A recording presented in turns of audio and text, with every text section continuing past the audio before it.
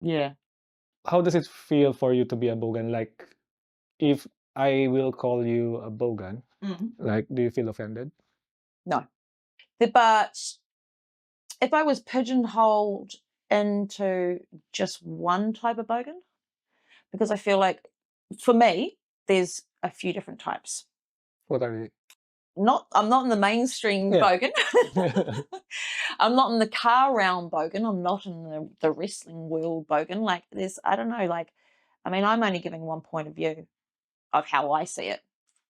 But for me and my friends, when it was early 2000s, I mean, they used to call me Jogan because and some people still do. And it was our lifestyle of being a bogan was all just each week waiting to the weekend, or maybe not waiting to the weekend, working and in the week going out to gigs and just partying as much as you can, going out and seeing live music as much as you can, drinking, debauchery, madness, chaos, just being a right lunatic. So that was the beginning of, when you're a little bit younger and you can actually handle, and a hangover doesn't last 4 days. It only lasts a night. Yeah. Did you come from a Bogan family? Like, do you have someone from maybe uncle or parents? It's not like I had a fancy upbringing. We were quite poor.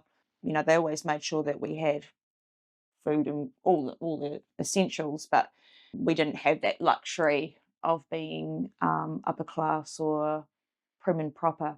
So another hard question, because I guess there's how we're talking about Westies as well. They're not seen as, I guess, well off. So I guess yeah. I had no bogans in my family. Okay. Okay. Are you like okay for your daughter to be a Bogan? Yeah, I mean, yeah, again, pigeonholing a bogan just in because there's lots of different types of bogans. I mean, her favorite band is Slipknot, so I mean, she's going down the right path. It's much better than so many other things that she could possibly be. I mean, yeah, I can just think of most genres. When did you start liking heavy metal? If we are going to move a little, if we are going to move to a different topic, is it the Guns N' Roses? Yep. Yeah. So yeah, when I was 12, and then progressing from there, just getting dubbed cassettes. Got Chaos AD. Yeah, I had so many cassettes just dubbed. I mean, I couldn't afford an original one, so they were all just dubbed off friends. So yeah, 12 was 12. when I got into heavy metal. When you started a band, 2001. Yep. Did you start black metal straight away, or Yeah. you started? Okay. Zirconium was 2001. Okay, so Zirconium as a grey metal, I think, and that's why we did it, because it wasn't quite black metal. It was kind of a little bit lighter in areas. We did a cover of Emperor, an Emperor cover anyway. Okay. So yeah, we had different members from Falciform and Christian Combustion or something like that, and we all kind of came together. How can I define a black metal with, like, I'm thinking of, it's kind of like for me now because of those subgenre. I used to just listen to like those classic metals and those who are like very, what do you call it, popular metal, like Metallica and the Big Four and stuff like that. But if I started going to the scream metal, extreme metal side, now I'm getting confused. I can dissect a death metal, Okay. but when I start like Cradle of Filth, like, okay, I know it's black metal, but for other black metal bands now I'm getting confused. Like it could be like a different subgenre of a subgenre of a subgenre. Yeah, because there's melodic death metal. There's so many. Yeah, as you said, there's so many different realms of metal, and how do you how do you go about putting them in categories? I mean, you can in a way, but then there'll be a debate like, oh, it's kind of on the cusp of this and this. Or because your riff is like this, but that's a black metal riff versus a death metal riff, or I don't know. I mean, there's definitely some strong bands that you're like, oh yeah, that's definitely this and that's definitely that. But there's some that are just very grey line in the middle.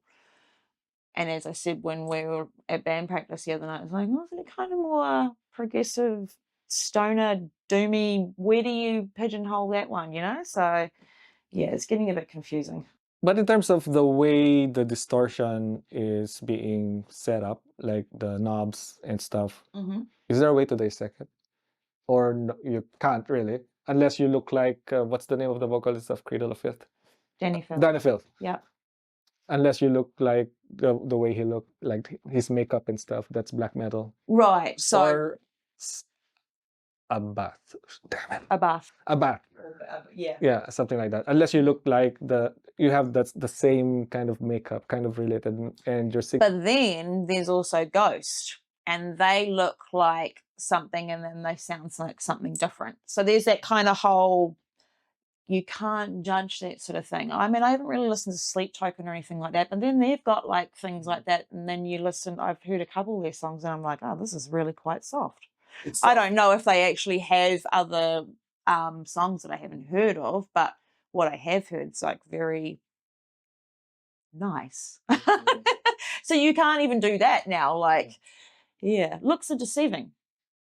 It is. I thought they were black metal, but it's soft. What I did hear was very soft, so I didn't. But yeah, well, I didn't bother. yeah. I was like, yeah, this is too mellow for me. Too mellow. Okay. Thrash metal. Are you into thrash metal? Yep. Okay. A lot of thrash metal has their own ballads. You're okay with ballads? So the contrast, I mean, there's got to be a build-up. Like, you can't just go heavy the whole way, and you don't have something to bounce off it. You know, you can't, like, if you're at a wall of noise up here the whole way, like, what's gonna, you know, like differentiate? Yeah, it's just a wall of noise the whole way, and you can't define. Like, you know, sometimes you'll go through like a death metal CD, and they all start like full on, you know, and they all start the same, you know, and if they're all going to sound exactly the same, they get kind of boring after a while. So you need like the ebb and flow for it to really have a contrast. And that's like with thrash. I mean, you've got how you said the ballad, or the solo,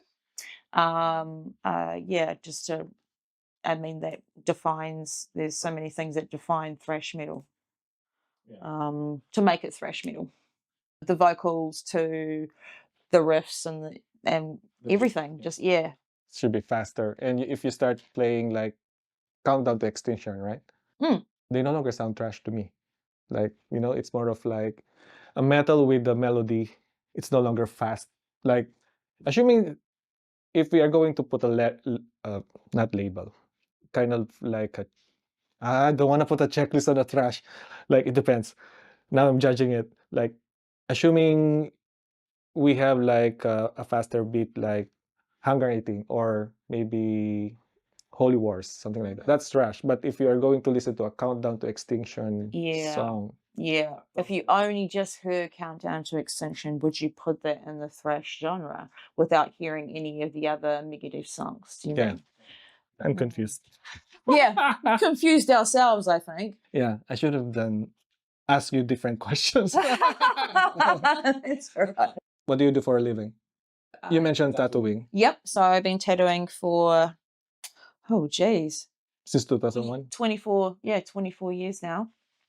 So yeah, being the only first female in Wellington resident to tattoo here. And I think the next female here was maybe 3 or 4 years later. Okay. So it was really hard to get my foot in the door. And I was kind of almost hired as a gimmick. You know, I wasn't taken seriously. And I couldn't figure out why I couldn't be a tattooist as a girl. Like, there was no heavy lifting involved. There was nothing that, you know, I couldn't do. It was all because it was a boys' club. You know, you had to be in a gang and ride a Harley and learn in jail and have this attitude. Yeah, it wasn't the world for a female. So I kind of got my foot in the door in a place where you kind of like, you know, grateful that I got the opportunity to start and get my foot in the door. But I learned a lot of the things I shouldn't be doing. Like, A lot of bad things, you know, like I guess there's lots of things that go on, I guess, especially back then. It attracted a lot of people, undesirable people. But then I was going to open my own shop up, and another tattooist approached me and said, I don't hire females. I won't hire females, but you've left me no choice because you'll be my competition. really? Yep. And if you're my competition, basically roundabout saying they will kind of put an ends to my shop. So I had to work for them.